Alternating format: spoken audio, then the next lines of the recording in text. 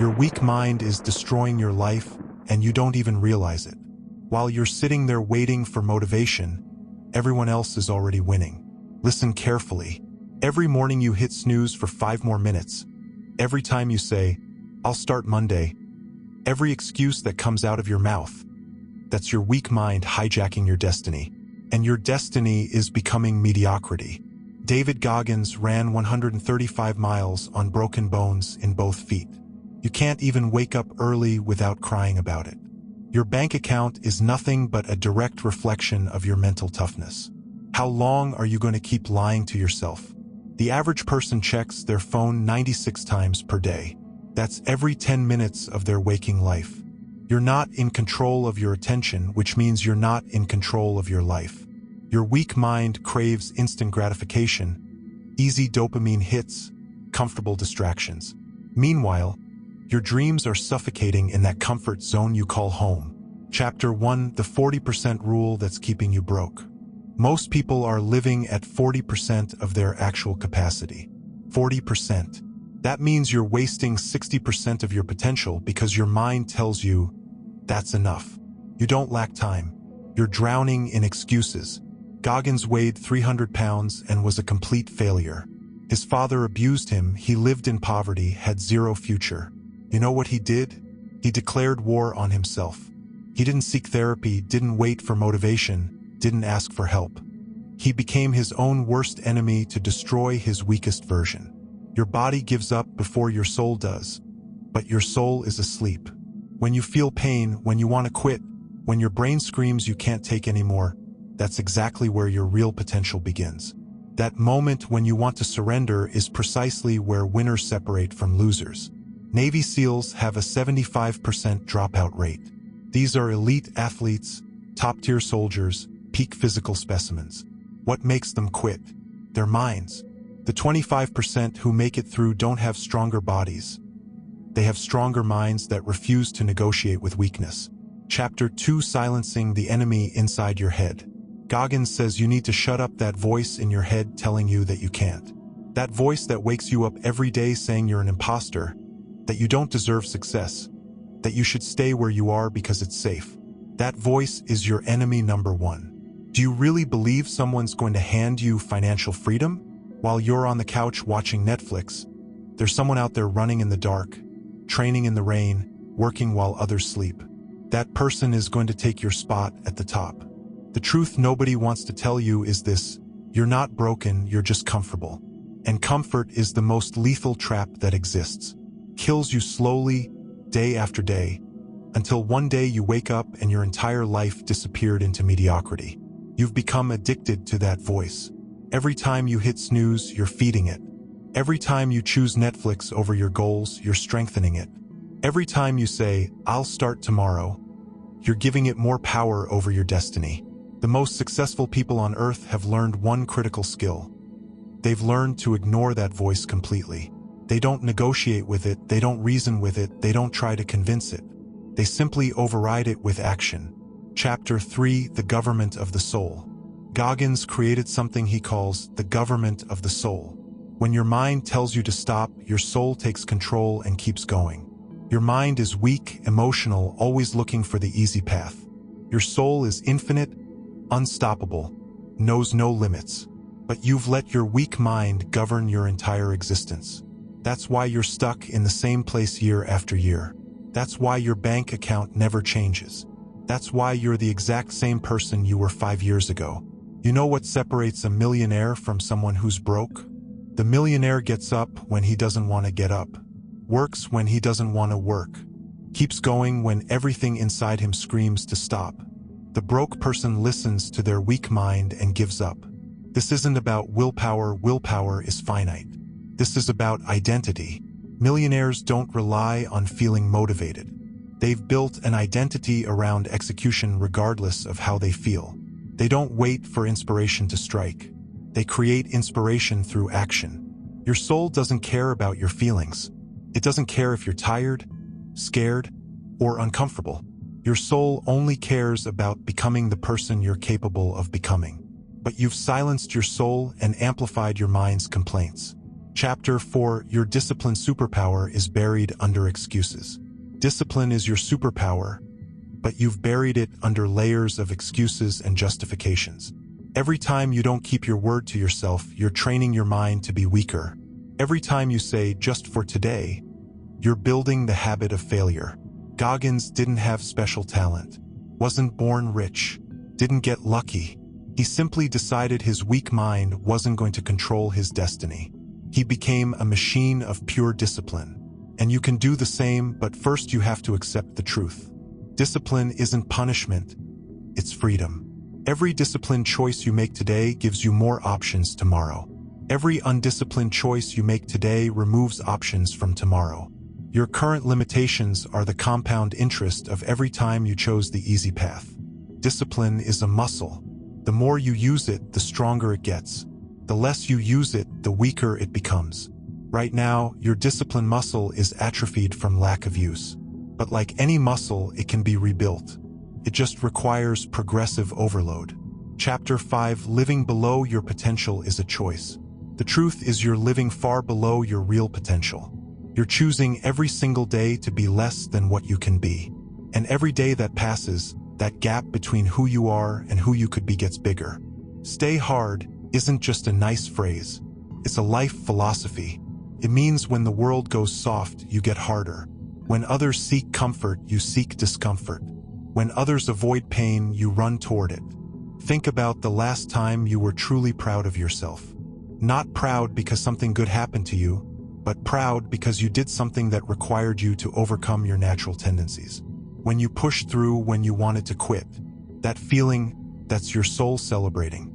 That's what it feels like when you align with your potential instead of your comfort. But you've forgotten what that feels like because you spend most of your time negotiating with mediocrity. Your potential isn't a destination, it's a direction. You don't arrive at your potential, you move toward it every day through your choices. Every choice either moves you toward your potential or away from it. There's no neutral. Chapter 6. Every easy choice is a vote against your future. How long are you going to keep being your own worst enemy? Because every time you choose the easy option, you're voting against your future. Every time you give in to your weak mind, you're building a smaller version of yourself. Goggins says the only way to grow is through voluntary suffering. You have to choose the pain of growth or you'll live with the pain of regret. And the pain of regret weighs tons more than the pain of discipline. Look at your life right now. Look at where you are. That's the direct result of how many times you've listened to your weak mind instead of your strong soul. Every cowardly decision you've made has brought you exactly where you are. Your life is the sum total of your daily decisions. Not your big decisions, your small daily decisions. What time you wake up, what you eat for breakfast, how you respond to obstacles, whether you follow through on your commitments to yourself. Every easy choice feels insignificant in the moment. Hitting snooze doesn't seem like a big deal. Skipping one workout doesn't feel catastrophic. But these choices accumulate. They build momentum in one direction or another. Chapter 7. The war starts now. But here's the good news. You can start right now. Not tomorrow, not Monday, not after the holidays. Now, your weak mind is going to generate 1,000 excuses for why you can't start today. That's exactly the signal that you need to start today. Transformation isn't comfortable. It's not pretty. It's not motivational. It's brutal. It's raw. It's an internal war you have to win every single day. And most people aren't willing to fight that war. This war isn't against other people. It's against the version of yourself that's content with mediocrity. It's against the voice that says good enough when you know you can do better. War requires strategy. You can't just want to change, you need a battle plan. You need to identify your weaknesses and fortify them. You need to eliminate the temptations that make failure easy. Your environment is stronger than your willpower. If you're trying to eat healthy but your kitchen is full of junk food, you're setting yourself up for defeat. Winners don't rely on willpower. They engineer their environment for success. Chapter 8. Your identity is your prison. Your identity is being comfortable, taking the easy path, waiting for things to get better on their own. And that's why you're stuck exactly where you are. Changing your identity is the hardest thing you'll ever do in your life, but it's the only thing that will change your life. You're not poor because you were born that way. You're poor because you keep acting like someone who doesn't want to stop being poor. You keep making poor person decisions, thinking like a poor person, living like a poor person. Rich people don't wait to feel like working. Rich people work especially when they don't feel like it. That's the difference. While you wait to feel motivated, they're already executing without emotions, just pure discipline. Your identity isn't who you think you are, it's what you do consistently. If you consistently hit snooze, you're identifying as someone who doesn't keep commitments to themselves. If you consistently skip workouts, you're identifying as someone who doesn't prioritize their health. Identity change happens in layers. First, you act like the person you want to become. Then, you start thinking like the person you want to become. Eventually, you become the person you were acting like. But it starts with action, not belief. Chapter 9: Perfect conditions are a myth. Your weak mind has convinced you that you need perfect conditions to start. That you need more money, more time, more knowledge, more support. Goggins started with none of that. He started with one decision. He wasn't going to allow his weak mind to ruin his life for one more day. Perfect conditions don't exist. There will always be something missing, something wrong, something not quite right. The people waiting for perfect conditions are the same people who will still be waiting 5 years from now. Successful people start before they feel ready. They start with incomplete information. They start when the timing isn't perfect. They understand that the act of starting creates the conditions for success, not the other way around. You're not waiting for perfect conditions. You're waiting for certainty. You want a guarantee that your effort will pay off. But life doesn't offer guarantees. It only offers probabilities. And the probability of success increases dramatically when you start taking action. Chapter 10: The Millionaire Morning Routine Reality. While you're negotiating with your alarm clock, millionaires are already 3 hours into their day. While you're checking social media in bed, they're working out, reading, planning, executing. While you're having breakfast, they've already made more progress than you'll make all week. This isn't about being superhuman. This is about being disciplined. This is about understanding that your feelings are not facts.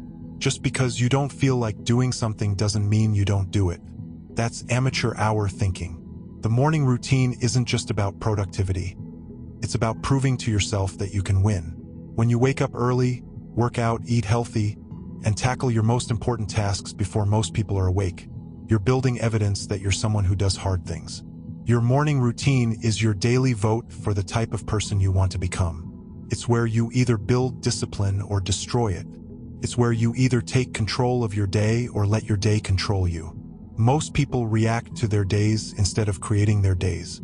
They wake up and immediately check what happened while they were sleeping. They start their day in response mode instead of creation mode. Chapter 11: The Mathematics of Mediocrity. Let's do some simple math. If you improve by just 1% every day for a year, you'll be 37 times better by the end of that year. If you get 1% worse every day, you'll decline to nearly zero. Most people aren't getting 1% better. They're staying exactly the same or slowly declining. Your weak mind loves the status quo. It loves predictability. It loves the safety of the known. But the known is where dreams go to die. The known is where potential gets buried. The known is where you become a cautionary tale instead of a success story. Every morning you wake up, you have a choice. Become 1% better or stay exactly where you are. Most people choose to stay where they are because it requires zero effort. But zero effort equals zero results. Compound interest isn't just a financial concept, it's a life concept. Small improvements compound into massive transformations. Small neglects compound into massive problems. The trajectory of your life is determined by these seemingly insignificant daily choices. The 1% rule works because it's sustainable. You can improve 1% without overwhelming your system. You can maintain 1% improvement consistently. And consistency beats intensity every single time. Chapter 12: Your Weak Mind's Greatest Tricks. Your weak mind has 3 favorite tricks: rationalization, procrastination, and victimization. It will rationalize why you don't need to start today. It will procrastinate on important decisions. And it will convince you that you're a victim of circumstances beyond your control. All three of these are lies. You don't need perfect conditions, you need to start. You don't need to wait for the right moment is now. And you're not a victim, you're the author of your own story. Rationalization is your weak mind's most sophisticated weapon. It doesn't tell you that you're being lazy. It tells you that you're being strategic. It doesn't tell you that you're avoiding work. It tells you that you're being smart about timing. But rationalization is just fear wearing a business suit. It's cowardice disguised as wisdom. It's avoidance dressed up as strategy. And you've been buying these lies for so long that you don't even recognize them as lies anymore. Procrastination isn't about time management. It's about emotion management. You're not procrastinating because you don't have time. You're procrastinating because you don't want to feel the emotions that come with doing the work. Chapter 13, The Point of No Return. There comes a moment in every transformation where you reach the point of no return, where going backward becomes more painful than going forward, where your old identity feels foreign and your new identity starts to feel natural. Goggins reached that point when he realized that being comfortable was more painful than being uncomfortable. When he understood that avoiding the gym was more exhausting than going to the gym. When he discovered that making excuses required more energy than taking action. The point of no return happens when your standards change. When good enough is no longer good enough. When settling becomes more painful than striving. When mediocrity becomes unbearable. Most people never reach this point because they never stay committed long enough. They quit before they get to experience what it feels like to have high standards feel natural. The point of no return isn't a destination. It's a decision. It's the decision to never go back to who you used to be. It's the decision to never accept less than your best effort. At this point, you stop needing external motivation because you've developed internal standards. You stop needing other people to hold you accountable because you've learned to hold yourself accountable. Life is hard either way. You can choose the hard of discipline or the hard of regret. You can choose the hard of growth or the hard of stagnation. You can choose the hard of temporary discomfort or the hard of permanent dissatisfaction. But you have to choose. Not choosing is choosing. Waiting is choosing. Making excuses is choosing. You're already making a choice. The question is whether it's the choice that leads to the life you want or the life you're trying to escape. The hard of discipline weighs ounces. The hard of regret weighs tons. Choose wisely. The hard of discipline is getting up early when you want to sleep in. The hard of regret is waking up at 65 and realizing you wasted your potential. The hard of discipline is saying no to immediate pleasures. The hard of regret is looking back and seeing all the opportunities you missed while you were seeking comfort.